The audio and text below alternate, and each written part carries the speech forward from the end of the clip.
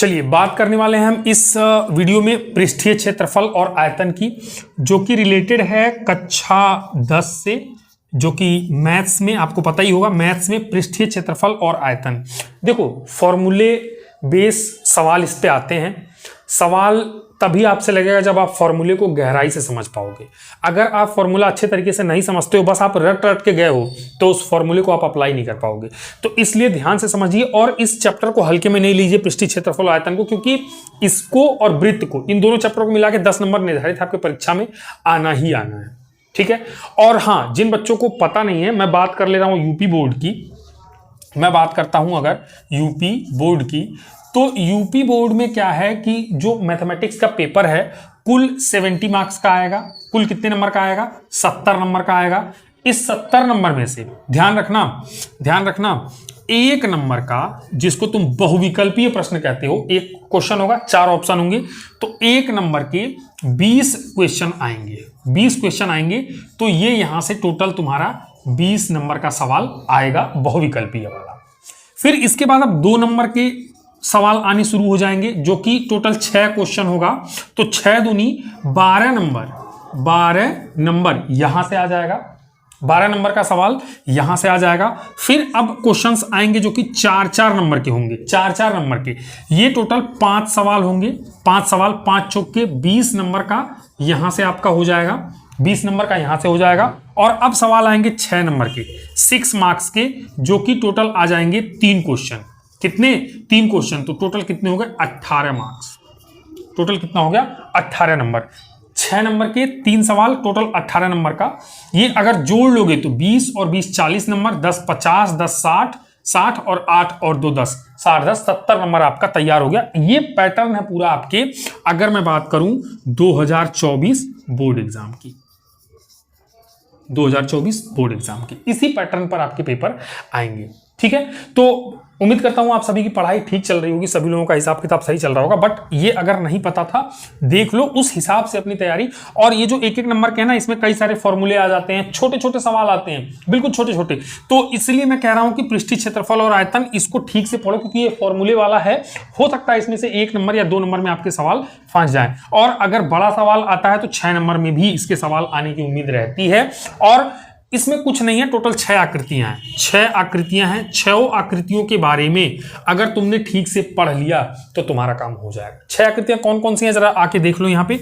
6 आकृतियों की अगर बात करें तो सबसे पहले है घनाभ है। फिर इसी का भैया है घन, ठीक है। फिर है लंब वृत्तीय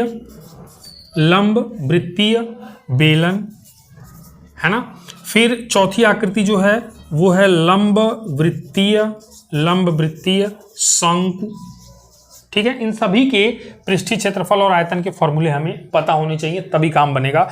4 हो गए। इसके बाद घन घनाभ, हाँ, एक आ जाता है आपका गोला आ जाएगा। 1 2 3 4 5 हो गए। और हाँ, लंब वृत्तीय शंकु का एक ना अभी बताऊंगा, शंकु जैसे इस तरह से होता है, इसको यहाँ बीच में से काट दो तो एक कुछ इस तरह की आकृति मिल जाती है। इसको ना छिन्नक शंकु कहते हैं। छिन्नक शंकु मतलब जिसको तुमने क्या किया है, काट दिया है। तो ये भी हमारे सिलेबस में है। तो 1 2 3 4 5 6, ये 6 आकृतियां, इन सभी के फॉर्मूले अगर आपको पता है और 2 4 5 सवाल की प्रैक्टिस आपने कर ली है, तो उसमें से कोई ना कोई उसी में से आपके पेपर में फंसेगा, आप आराम से बना सकते हो। तो थोड़ा सा टाइम दे दो और आराम से यहाँ पे सीख लो, आपका काम हो जाएगा। चलिए, तो शुरुआत कर लेते हैं घनाभ से। शुरुआत कहाँ से करने वाले हैं? घनाभ से। घनाभ में सबसे पहले तुम्हें जानना पड़ेगा कि इसकी कितनी भुजाएं होती हैं, इसके कितने शीर्ष होते हैं, और भुजाएं, इसके शीर्ष, और साथ में आपको जानना पड़ेगा इसके कितने फलक या फिर पृष्ठ होते हैं। फलक या फिर पृष्ठ होते हैं। भुजाओं को कई बार कोर भी लिखा रहता है। शीर्ष तो शीर्ष ही है, और फलक या फिर पृष्ठ ये कितने होते हैं, सबसे पहले तो ये जानो। घनाभ कैसा होता है मैं आपको बता देता हूँ। 3D ज्योमेट्री है, लंबाई चौड़ाई ऊंचाई तीनों इस आकृति में होती है। और बेस्ट एग्जांपल आपके आसपास जो जिस कमरे में आप बैठ के पढ़ रहे हो, अगर कमरे में हो तो जो कमरा है ना, ये घनाभ का सबसे बढ़िया उदाहरण होता है। अदरवाइज घनाभ का बेस्ट एग्जांपल, जैसे ये आकृति देख लो, ये डस्टर, ये भी घनाभ है। इसमें ये इसकी लंबाई है, ये वाली इसकी चौड़ाई है, और ये इसकी ऊंचाई है। ठीक है, ये लंबाई, ये चौड़ाई और ये इसकी ऊंचाई, तीनों चीजें हैं। तो ये भी क्या है, घनाभ है। कोई एक बॉक्स होगा, फ्लिपकार्ट अमेजोन से जब शॉपिंग करते हो बॉक्स में पैकिंग होकर आती है ना चीजें, तो वो जो बॉक्स होता है वो भी आमतौर पे क्या होता है, एक घनाभ ही होता है। ठीक है, तो घनाभ में अगर भुजाओं की बात करें, देखो घनाभ मैं बनाता हूं, कितनी भुजाओं से बनेगा जरा देखना। ये मैं घनाभ बना रहा हूं, 1 2 3 4 5 6 7 8 9 10 11 12, ये मैंने क्या बनाया, ये घनाभ बनाया है। घनाभ, इसकी मैंने लंबाई L मान ली है, चौड़ाई मैं इसकी B मान लेता हूं और ऊंचाई इसकी मैं कितनी मान लेता हूं, H मान लेता हूं। बात समझ गए? और तुमने अभी मैंने बनाया तो मैंने गिन के दिखाया टोटल कितनी भुजाएं हैं, कोर हैं, तो आप कहोगे 12। ठीक है, 12। और कमरे में भी अगर आप बैठ के गिनना चाहो तो बहुत इजी है, नीचे नीचे देखना 1 2 3 4 ऐसे लाइन दिखेगी, सेम 4 लाइनें सीलिंग पे दिखेंगी 8, और पिलर कोने वाला 9 10 11 और उस कोने में 12। कमरे में बैठे हो तो भी, अदरवाइज देखो पेन पेपर पे आपको करना है, आकृति से ही चीजों को समझते हैं तो हमारे लिए सवाल बनाना आसान होगा। वैसे इमेजिनेशन बहुत जरूरी है, जब आप कल्पना कर पाओगे उस सवाल को, जब आप पढ़ोगे ना तो कल्पना करना बहुत जरूरी है। इसलिए मैंने आपको बेस्ट एग्जाम्पल भी बता दिए कि ये प्रैक्टिकल लाइफ में हमारे हैं घनाभ। ठीक है, शीर्ष की बात करें, गिन लेते हैं। एक शीर्ष मतलब होता है कोना, 1 2 3 4 5 6 7 और 8, कितने कोने हैं, 8। और घर में भी देखोगे तो एक नीचे कोना होगा 1 2 3 4 और फिर ऊपर ऐसे ही 4 8, तो शीर्ष कितने हो जाते हैं, 8। फलक या पृष्ठ की अगर बात करें, फलक या पृष्ठ का मतलब क्या होता है, जैसे यही घनाभ है ना, इसके पृष्ठ का मतलब ये ऊपर वाला तल। देखो एक तल ये हो गया, ऐसा ही एक तल सेम टू सेम इसके नीचे है, तो 2 तल हो गए। एक ये तल तुम्हारे सामने दिख रहा होगा 3, इसी के जस्ट एक पीछे तल है 4, और एक ये वाला तल ये छोटा सा 5, और इसी के इस साइड में टोटल तल कितने हो गए, 6। तो पृष्ठ या फलक कोई पूछे कितने हैं तो कहोगे 6 हैं। और वैसे घर में बैठे हो वहां पे देखना है तो एक तो फर्श हो गया तुम्हारा, एक सीलिंग 2, और चारों दीवारों को देख लेना, पूरे एक दीवार का पूरा तल, तो 4 और 2 मिला के कितने हो गए, 6 तल या फिर फलक इसके हो गए। ठीक है, तो उम्मीद करता हूं ये चीज आपको समझ में आ गई घनाभ में। और अब घनाभ के बात करते हैं इसके कुल पृष्ठीय क्षेत्रफल की। कुल पृष्ठीय क्षेत्रफल की, कुल पृष्ठीय क्षेत्रफल इसका कितना होता है, सबसे पहले ये जानने का प्रयास करते हैं, क्योंकि पृष्ठीय क्षेत्रफल और आयतन ये 2 चीजें हमें खूब अच्छे तरीके से पढ़नी है। तो कुल पृष्ठीय क्षेत्रफल, देखो ये कैसे निकलेगा कुल पृष्ठीय क्षेत्रफल। कुल पृष्ठीय क्षेत्रफल का मतलब समझ लो तो आसानी से निकल जाएगा। कुल पृष्ठीय क्षेत्रफल का मतलब जानते हो क्या है, जैसे ये डस्टर को अगर इसी घनाभ की मैं बात करूं तो तुम्हें क्या करना है ना, ऊपर से इसको ढक देना है, आगे से इसको ढक देना है, इस साइड से, मतलब चारों तरफ से इसको ढक दो। और मैं कहूं इसको ढकने के लिए कितने बाई कितने का कागज या जिस भी चीज से ढक रहे हो, कितने बाई कितने आकृति की चीज ला के रखनी पड़ेगी। तो तुम कहोगे गुरुजी एक ऊपर वाला जो है ये चौड़ाई और ये लंबाई, लंबाई गुणे चौड़ाई कर दूं ऊपर, ये देखो ना ये लंबाई और ये चौड़ाई, तो लंबाई गुणे चौड़ाई कर दूं तो एक इतनी आकृति का एक चीज को हिला के इसको ढक सकता हूं।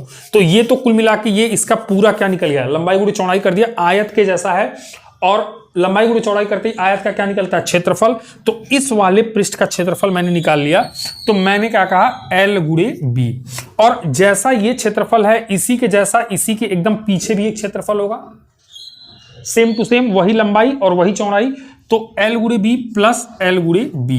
अभी तो बस ऊपर से और नीचे से ढका है, अब बारी आती है इसकी, इसको भी ढकना है, इसको भी ढकना है। इसको ढकने के पहले एक काम करता हूं, इसको ढक देता हूं। तो इसको कैसे ढकेंगे, ये इसकी चौड़ाई थी B और ये इसकी ऊंचाई थी H, तो B गुणे H कर दूंगा तो ये क्षेत्रफल पूरा निकल जाएगा। और जैसा ये है ऐसा ही इसके पीछे ये वाला क्षेत्रफल है, तो B और H और लेना पड़ेगा मुझे।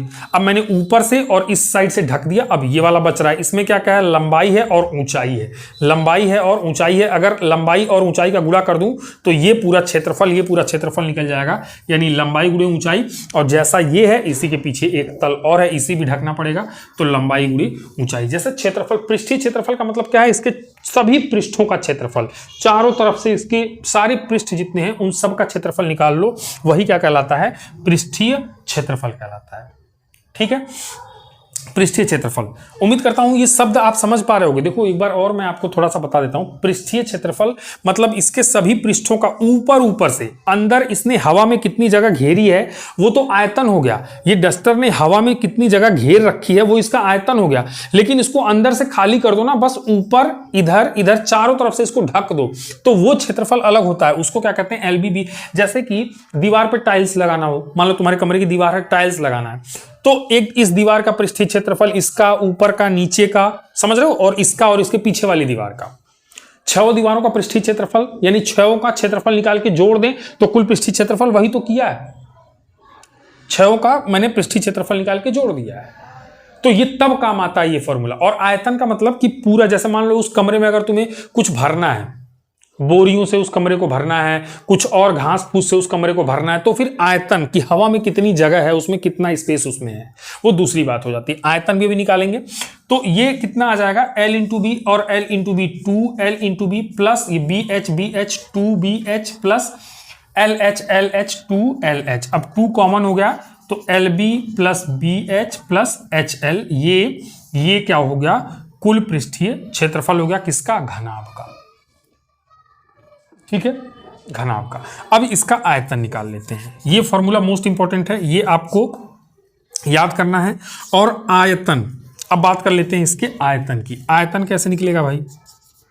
अगर आयतन की बात करें, आयतन मतलब मैंने क्या कहा कि इस पूरे कमरे में कितनी जगह है, तुम जिस रूम में बैठे हो उसमें पूरी कितनी, ये पूरा हवा में कितना जगह घेर रहा है, इसके अंदर का पूरा एरिया लेके कितना स्पेस है, इसमें कितनी जगह है, वही उसका आयतन कहलाता है। तो आयतन कैसे निकलेगा? सिंपल, आपको लंबाई गुणे चौड़ाई गुणे ऊंचाई कर देना है। लंबाई गुणे चौड़ाई गुणे ऊंचाई, क्या निकल जाएगा? इसका आयतन निकल जाएगा। एक और चीज आपको याद रखनी होती है इसके अलावा, घनाभ का विकर्ण। घनाभ का क्या याद रखना होता है? विकर्ण याद रखना होता है। घनाभ का विकर्ण, विकर्ण जैसे अगर कोई आयत होता है ना, यहाँ पे थोड़ा सा छोटा सा देखना, अगर कोई आयत होता तो इसके इस सिरे को इसके अपोजिट वाले से मिलाते हैं, कहते हैं विकर्ण हो गया। ऐसी गलती घनाभ में मत करना कि नीचे के, जैसे फर्श के एक कोने से फर्श के ही दूसरे कोने को मिला दोगे तो वो तुम्हारे नीचे वाले फर्श का विकर्ण मिल जाएगा, उस एक तरह से आयत का विकर्ण मिल जाएगा, वो घनाभ का विकर्ण नहीं होगा। उसके लिए तुम्हें क्या करना होगा? घर के जिस कोने में एक कोने को पकड़ना और सीलिंग वाले दूसरे कोने से मिला देना, सीलिंग वाले दूसरे कोने से मिला देना, तो तुमको क्या मिल जाएगा? विकर्ण मिल जाएगा। मतलब कि इसका कोना, ये सीलिंग का जो दूसरा, सॉरी इधर है सीलिंग का ये जो कोना है ना, इस आकृति में थोड़ा सा किससे मिलाना है, एक सेकेंड मैं आपको बता दे रहा हूं।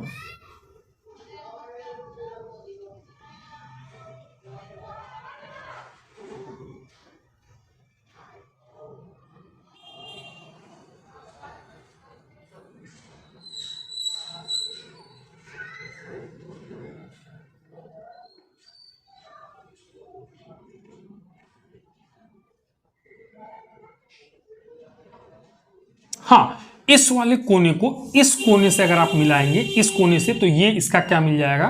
ये इसका विकर्ण मिल जाएगा। ठीक है, विकर्ण मिल जाएगा। और इस विकर्ण को निकालने के लिए तुम्हें क्या करना पड़ेगा? पाइथागोरस थ्योरम लगानी पड़ेगी, इसको इससे मिलाना पड़ेगा। ठीक है, ये ऊंचाई h है, अगर ये निकाल लूं, ये कैसे निकलेगा भाई? ये L है, ये B है, ये L है, ये B है, तो ये कर्ण की तरह से काम करेगा। करनी में L square plus B square आएगा, और ये L square B square H square. विकर्ण निकालने के लिए वापस से क्या होता है? करनी में वही सेम चीज, L square plus B square और प्लस H स्क्वायर, इस तरह से आ जाएगा। देखो एनालिसिस नहीं कर पा रहे हो तो कोई बात नहीं है, मैं खुद को देख रहा था कि कैसे निकलेगा, सही बनाया कि नहीं मैंने। यही बिल्कुल इसका विकर्ण है। मैंने क्या बताया आपको? कमरे के एक कोने से और दूसरा वाला कोना ऊपर सीलिंग से मिलाना है तो क्या मिलेगा? विकर्ण मिलेगा। और विकर्ण का फॉर्मूला याद रखना, अंडर रूट। ये सब प्रूफ भी किया जा सकता है, मैंने यहाँ पे अभी बताया, लेकिन वो तुम्हें शायद खास समझ में नहीं आया होगा। टाइम नहीं खराब करते हैं हमारे सिलेबस में, और हमारी चीजों में ये है भी नहीं फिलहाल। तो L स्क्वायर याद रखना, L square plus B square plus H square, ये फॉर्मूले से क्या निकल जाएगा? घनाभ का विकर्ण निकल जाएगा। घनाभ का विकर्ण निकल जाएगा। ठीक है, चलिए तो अब आते हैं लंब वृत्तीय बेलन पर। यह आकृति बिल्कुल ध्यान से देखना, लंब वृत्तीय बेलन, सिलेंडर, सिलेंडर है ना, जैसे कोई पाइप तुमने देखा होगा, मोटी सी पाइप होती है ना, पाइप प्लास्टिक वाली, तो उस पाइप को वो एक तरह से लंब वृत्तीय बेलन है, उसको ऊपर से भी ढक दो और नीचे से भी ढक दो, तो वो बिल्कुल क्या तैयार हो जाएगा, लंब वृत्तीय बेलन तैयार हो जाएगा। मेरा मार्कर भी लगभग वैसा ही है, देखो ये जैसे है बिल्कुल गोल सा ऐसे, और ऊपर से इसको ढक दिया है, नीचे से ढक दिया, ये थोड़ा शेप में है, शेप नहीं होना चाहिए, बिल्कुल बराबर होना चाहिए, लंब वृत्तीय बेलन। ठीक है, तो लंब वृत्तीय बेलन में देखो आकृति बनती कैसे है, वो कुछ इस तरह से, एक सर्कल ऊपर बनता है, फिर ऐसे एक सिलेंडर नीचे, दो लाइनें, और इस तरह से, ये क्या बन गया, लंब वृत्तीय बेलन। ये जो गोलाई है इसकी अपनी कुछ ना कुछ त्रिज्या होगी, उसको r मान लो, और इस बेलन की कहीं ना कहीं कुछ ना कुछ अपनी ऊंचाई होगी, उसको h मान लो।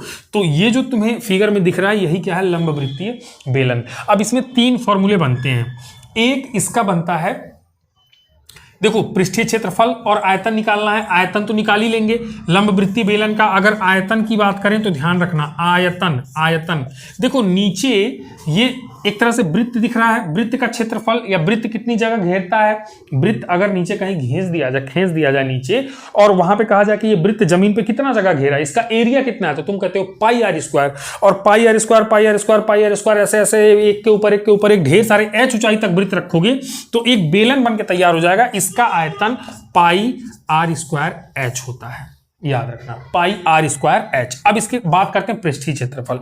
पृष्ठीय क्षेत्रफल इसके दो तरह के हो सकते हैं, एक इसका होता है वक्र पृष्ठ, ध्यान से समझना भाई, अगर ये बातें समझ लोगे तभी सवाल लगेंगे। एक इसका होता है वक्र पृष्ठ और एक होता है संपूर्ण पृष्ठ, संपूर्ण पृष्ठ। देखो वक्र पृष्ठ की बात करें तो जो वक्र है, जैसे ये वक्र, ये जो गोलाई है, ये पूरा जो सिलेंडर है, ये पूरा सिलेंडर है, इस सिलेंडर का बस इतना ही तुम बाहर से, जैसे ऊपर से इसको नहीं ढकना है, नीचे से नहीं ढकना है, बस वक्र जो है, घुमाव जो है, बस इसका पूरा तुमने अगर क्षेत्रफल निकाल लिया, जैसे इसी को मान लो मैं किसी पेज से मैं इसको ढकना चाहता हूं, तो कितने क्षेत्रफल के पेज की आवश्यकता होगी, अगर वो चीज निकाल लिया तो वो उसका वक्र पृष्ठ है। और अगर संपूर्ण पृष्ठ कहेगा तो मतलब इसको ऐसे तो ढकोगे ही, ऊपर से भी ढकोगे और नीचे से भी ढकोगे। बात समझ में आ गई? तो अगर वक्र पृष्ठ की बात करें तो वृत्त में तुमने देखा होगा, वृत्त का अगर कोई पूछे वृत्त का परिमाप, ध्यान से समझना, वृत्त की बात कर रहा हूं, वृत्त का परिमाप, तो तुम कहते हो सर 2 पाई r होता है, ये जो वृत्त है ना, ये इसका परिमाप, चारों ओर की माप कितनी होती है, 2 पाई r, और यही माप h ऊंचाई तक लेके चले जाओ, तो इसके चारों तरफ की माप तुमको मिल जाएगी। तो वक्र पृष्ठ जब भी पूछा जाए तो 2 पाई r इसमें h से गुणा कर दो, 2 पाई r इसमें h से गुणा कर दो, तो आपको मिल जाएगा वक्र पृष्ठ।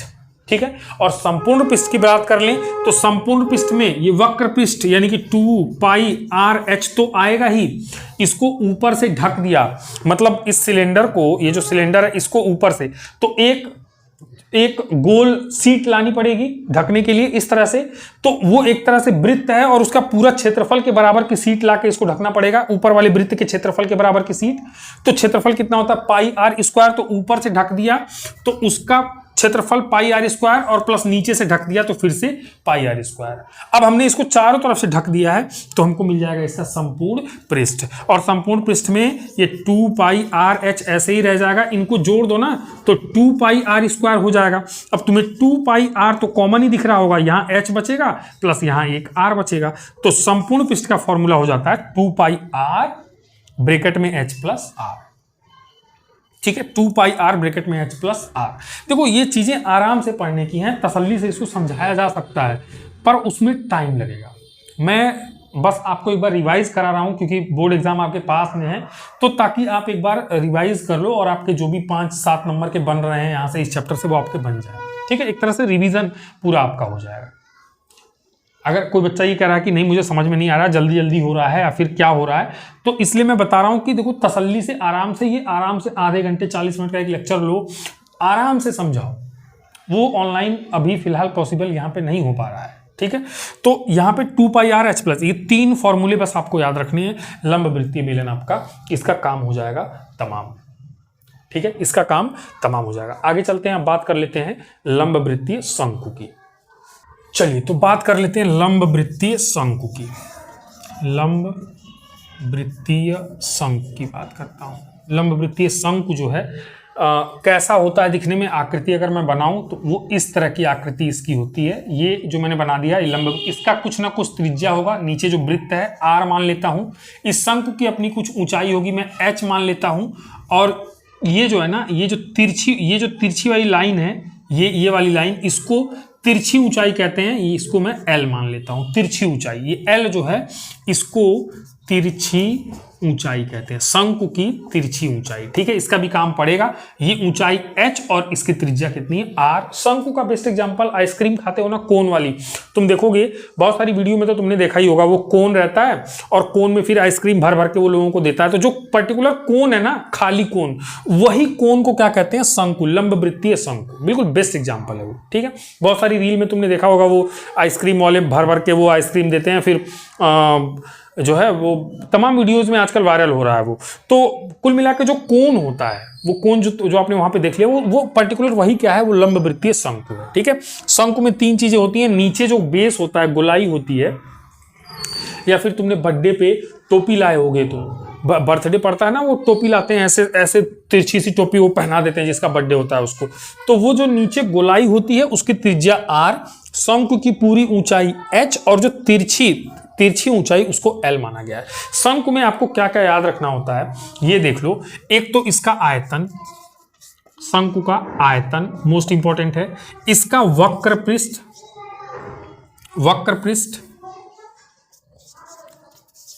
और इसका फिर संपूर्ण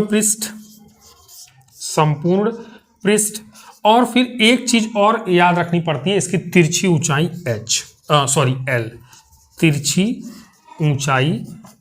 ऊंचाई L, ये ध्यान रखना पड़ता है। तो आयतन अगर कभी पूछा जाए तो याद रख लो 1/3 पाई r स्क्वायर h के बराबर होता है। 1/3 पाई r स्क्वायर h के बराबर होता है इसका आयतन। याद कर लो, 1/3 पाई r और h का स्क्वायर कर दोगे तो क्या निकल जाएगा, इस शंकु का आयतन। यानी कि इस शंकु ने नीचे से लेके हवा में पूरा कितना जगह घेर रखा है, कितना एरिया घेर रखा है, वो पूरा उसका क्या कहलाता है, आयतन कहलाता है। और अगर वक्र पृष्ठ की बात करें तो जो कोन के बस इस वाले हिस्से की, जो कोन का वक्र है, कोन का जो वक्र है, बस उस हिस्से का क्षेत्रफल अगर निकाल लो, जैसे ये कोन अगर बनाना हो, एक पेज नहीं मैं आपको दिखाता, 1 सेकंड रुक जाओ, दिखा देता हूं। देखो ये कोन है, बस इसमें गलती क्या है, ये थोड़ा सा सही इसलिए नहीं है कि नीचे से जैसे ये बाहर आया है ना, बाहर नहीं आना चाहिए। अगर मैं, चूंकि ये मेरा कुछ काम का पेपर है, अदरवाइज मैं इसको यहां से फाड़ देता तो बिल्कुल नीचे से ये बिल्कुल गोल हो जाता। तो ये जो सरफेस है, इस पूरे सरफेस का बस तुम एरिया निकाल लो तो वो उसका कहलाएगा वक्र पृष्ठ। ये जो वक्र है, ठीक है, ये वक्र है, ये जो घुमाव है, इस पूरे का क्षेत्रफल निकाल लो, ये क्या कहलाएगा, वक्र पृष्ठ। और संपूर्ण पृष्ठ में क्या होगा, नीचे से भी इसको ढक देना, नीचे से भी एक गोल सा कोई वृत्तीय चद्दर लाके किसी चीज का उसको नीचे से ढक दो, उसका भी कहने का मतलब क्षेत्रफल निकाल लोगे तो संपूर्ण पृष्ठ निकल जाएगा। और तिरछी ऊंचाई, तो देखो ऐसे मैंने अगर इसको मोड़ दिया तो ये इसकी तिरछी ऊंचाई हो गई, ये इसकी पूरी ऊंचाई हो गई, बात समझ रहे हो, ये उसकी ऊंचाई। और नीचे जो गोला बनेगा, ये एक्चुअली अगर मैं इसको मोड़ दूं यहां से ना, मोड़ के मैं फाड़ देता तो ये नीचे से पूरा गोल हो जाता। तो यहां पे ये जो गोला बन रहा है, ये जो नीचे गोला बन रहा है, इसी गोले का जो त्रिज्या है उसी को r नाम दिया गया है, उसी को त्रिज्या r नाम दिया गया है। बात समझ में आ गई? चलिए देखो आगे चलते हैं। अगर इसकी वक्र पृष्ठ की बात करें तो वक्र पृष्ठ इसका पाई r l होता है।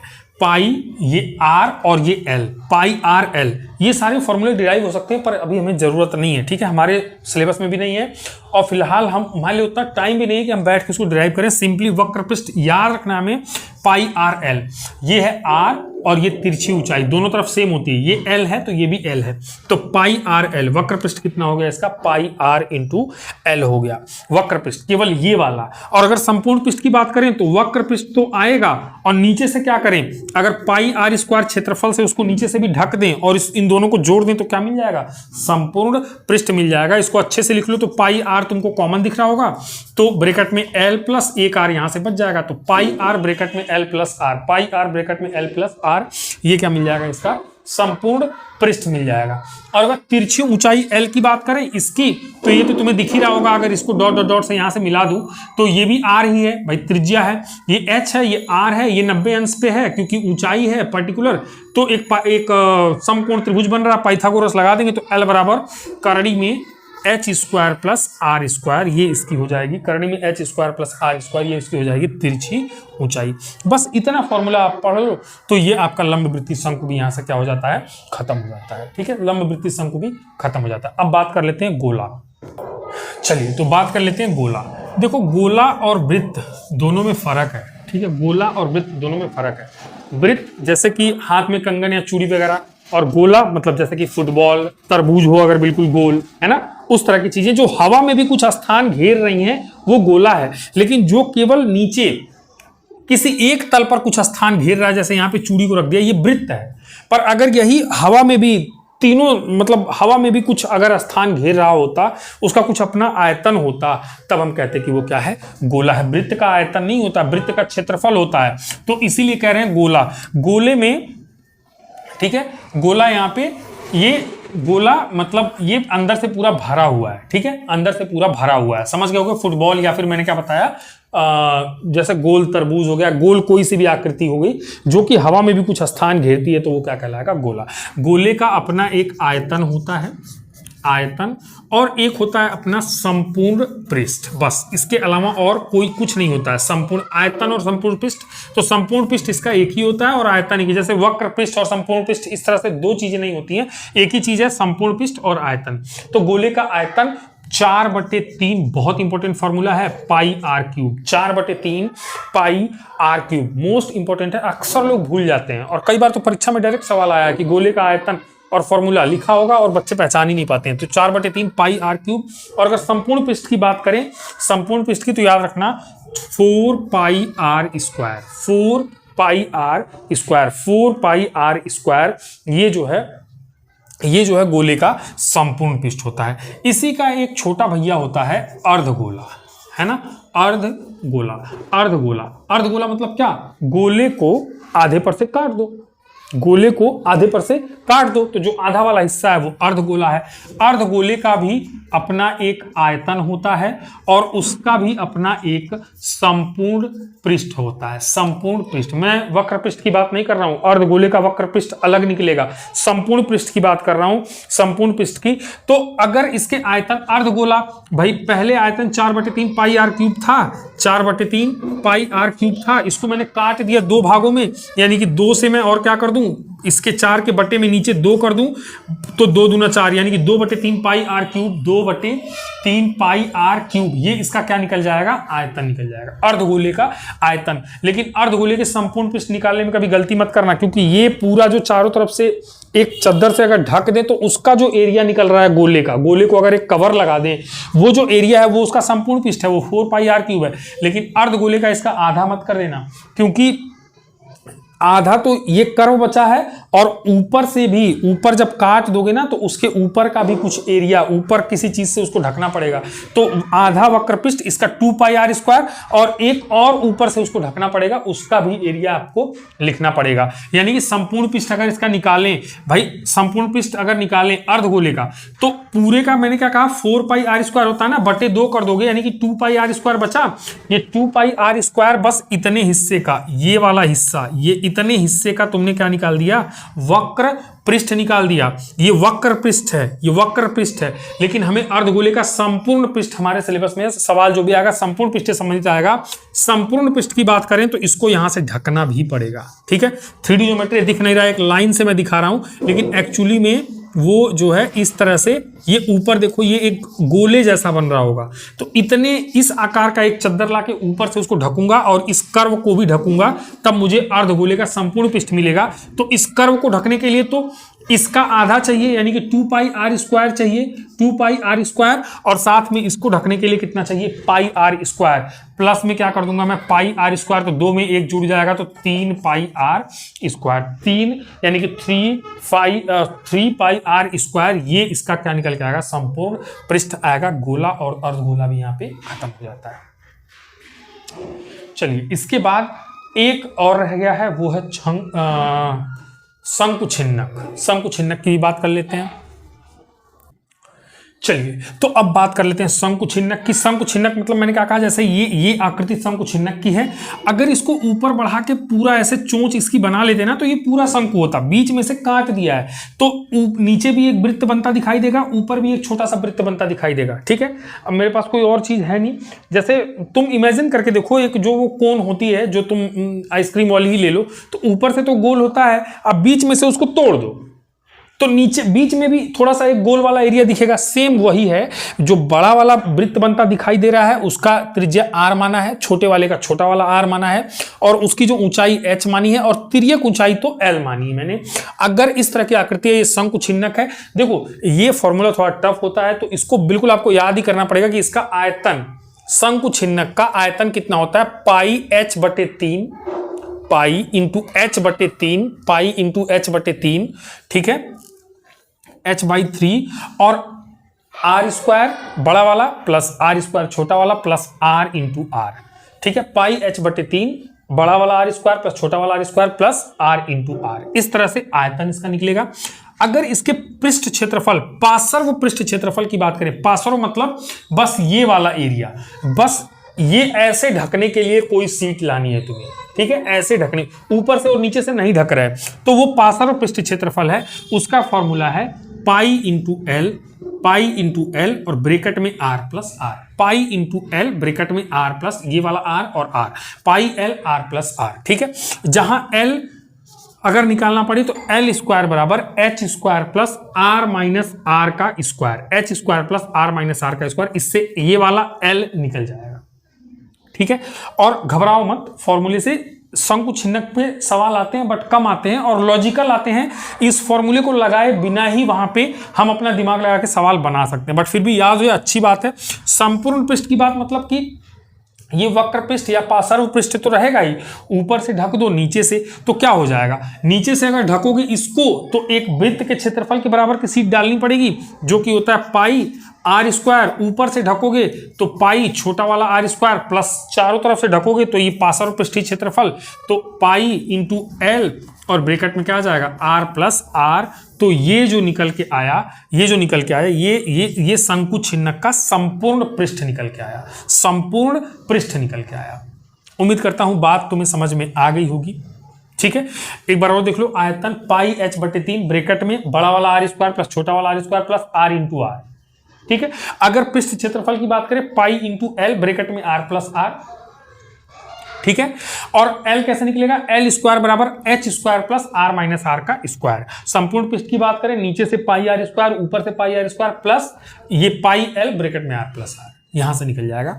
तो ये तो हो गए सारे के सारे तुम्हारे फॉर्मूले, पृष्ठीय क्षेत्रफल और आयतन। यहां पे इतना अगर तुम सीख लेते हो, जितने भी देर 40 मिनट के आसपास मेरे साथ बने रहे होंगे, या जो भी बच्चे पढ़ रहे अगर पढ़ रहे होंगे, तो कहने का मतलब ये है कि इस चैप्टर में एक और फॉर्मूला, एक और चीज बची नहीं है, अब बचे इसके सवाल। तो अगर आपको करने होंगे सवाल, जरूरत होगी आपको, आप कह रहे होगा, आपको लग रहा होगा कि सवाल भी कर लेते हैं हाथ के हाथ, तो एक बार मुझे मैसेज कर देना, कमेंट कर देना। लाइट नहीं है तो थोड़ा सा, अभी लाइट गई है तो थोड़ा ब्राइटनेस कम हो गया होगा, ठीक है, मैनेज कर लो। बट हाँ, ये मैं कह रहा हूं कि सवाल अगर करने होंगे तो कमेंट कर देना कि सर सवाल करा दीजिए, तो मैं आपके इससे संबंधित सवाल भी आपके करा दूंगा। बाकी फॉर्मूला इससे ज्यादा और कुछ भी नहीं। चलिए आज के लिए इतने रखते हैं। Thank you for watching.